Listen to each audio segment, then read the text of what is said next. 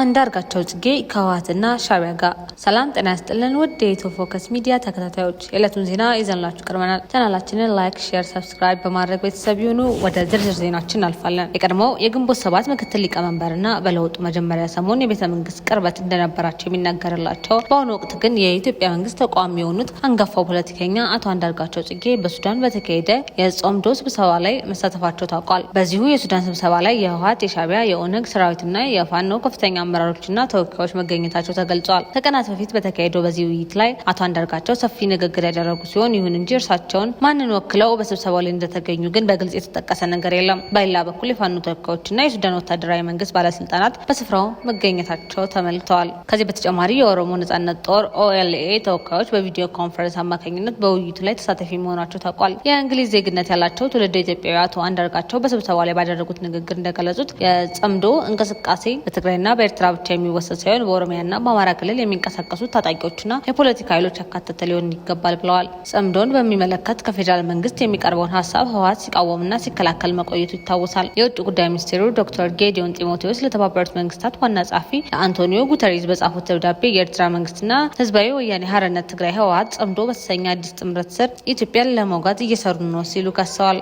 ህወሓት በምላሹ ከኤርትራና ከሌሎች ታጣቂ ቡድኖች ጋር በመተባበር ለጦርነት እየተዘጋጀ ነው የሚለውን የፌዴራል መንግስቱ ክስ ሙሉ በሙሉ መሰረት የሌለው በማለት ውድቅ ማድረጉ ይታወሳል። ህወሓት የፈጠራ ውንጀላ ነው ብሎ እንደሌለ የሚከራከርለትን ጽምዶ ሱዳን ድረስ ወስዶ ለቀጣይ ጥፋት ዓላማ ማስፈጸሚያነት ስትራቴጂ ቀይሶ ሲጠቀምበት ተስተውሏል። የህወሓት መሪዎች በትግራይ ጊዜያዊ አስተዳደር ላይ መፈንቅለ መንግስት አድርገው ክልሉን መቆጣጠራቸውን ይፋ ካደረጉ በኋላ የጽምዶን ጉዳይ በህቡ ቀጥለውበታል። ሁኔታው ያሳሰበው ፌዴራል መንግስት ብዙ የተደከመበት የፕሪቶሪያ የሰላም ስምምነት ታጥቦ ጭቃ እንዳይሆን ህወሓትና የኤርትራ መንግስት ግንባር ፈጥረው ያቋቋሙትን ጽምዶ የተሰኘ ጥምረት ትኩረት እንዲደረግበትና በቀጣይ ለመፈጸም ካቀዱት የጥፋት ተግባር እንዲቆጠብ ይደረግ ዘንድ ጠይቋል። በምርጫ ቦርድ ህጋዊ ሰውነቱ የተሰረዘው ህወሓት በበኩሉ የተባበሩት መንግስታት ድርጅት ዋና ጸሐፊ አንቶኒዮ ጉተሬዝ በጻፈው ደብዳቤ ኢትዮጵያ የውጭ ጉዳይ ሚኒስቴር ለአንቶኒዮ ጉተሬዝ በላከው ደብዳቤ ላይ ለተካተቱት ትክክለኛ ላልሆኑና በፖለቲካዊ ተነሳሽነት ለቀረቡ ክሶች ምላሽ ለመስጠት እንደተገደደ ገልጿል። ህወሓት በተለያዩ ጊዜያት በጽምዶ ጉዳይ የሚነሳበትን ክስ ሲያስተባብልና ሲክድ ቆይቶ በሱዳን ያካሄደው ስብሰባ ላይ እውነታውን ይፋ ወጥቷል። ጽምዶ የተቋቋመበትን ዓላማ እያወቁ እውነታውን ለማደናገር እየጣሩ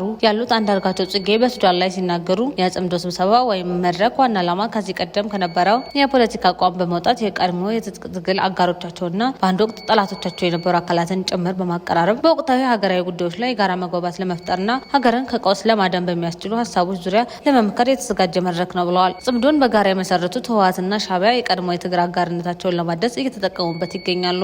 ሻዕቢያ ከመሰረቱ በኢትዮጵያ ጠንካራ መንግስት እንዲኖር አይፈለግም። የኤርትራ መንግስት በኢትዮጵያ ላይ የሚያራምደው አቋም በታሪካዊ ኩነቶችና በጊዜው በሚፈጠሩ የፖለቲካ ለውጦች የተቃኘ ነው። ከቅርብ ዓመታት ወዲህ በተለይም የፕሪቶሪያ የሰላም ስምምነት ከተፈረመ በኋላ የሁለቱ መንግስታት ግንኙነት መካረሩ ተስተውሏል። ሻዕቢያ ከህወሓት ጋር የቆየ ረጅም ጊዜ ርዕዮተ ዓለማዊ የወሰን ጦርነት ጠላትነት እንዳለው ይታወቃል። የፌዴራል መንግስት እና የህወሓት ስምምነት የኤርትራን ጥቅም አደጋ ላይ ጥላል በሚል ስጋት ከኢትዮጵያ መንግስት ጋር ውጥረት ውስጥ ገብቷል። ኤርትራ የኢትዮጵያ የውስጥ ፖለቲካ ጉዳዮች በተለይም ከክልሎችና የባህር በር ጥያቄ ጋር የተያያዙ ጉዳዮች ላይ ኢትዮጵያን እንደ ስጋት የምትመለከት ሲሆን በዚህ ረገድ ማናቸውም እንቅስቃሴዎች በጽኑ እንደምትቃወም ትገልጻለች። ለኢትዮጵያ የግዛት አንድነትና ሉዓላዊነት መከበር እንደሚታገሉ ደጋግመው የሚናገሩት አንዳርጋቸው ጽጌ የክፉ ቀን መጠለያቸው የሆነችው ኤርትራ ኢትዮጵያን የሚያፈርስ ተግባር ስትፈጽም ከጎኗ መቆማቸው በብዙዎች ዘንድ አግራሞትን ፈጥረዋል። በእርግጥ አንዳርጋቸው ትውልድ አይደናገር እንናገር በሚል ርዕስ ባሳተሙት መጽሐፋቸው ላይ የኢህአፓ አባል በነበሩ ጊዜ የሚታገሉለት ፓርቲ በከተማ ትግል ሲሸነፍ በወጣትነት እድሜያቸው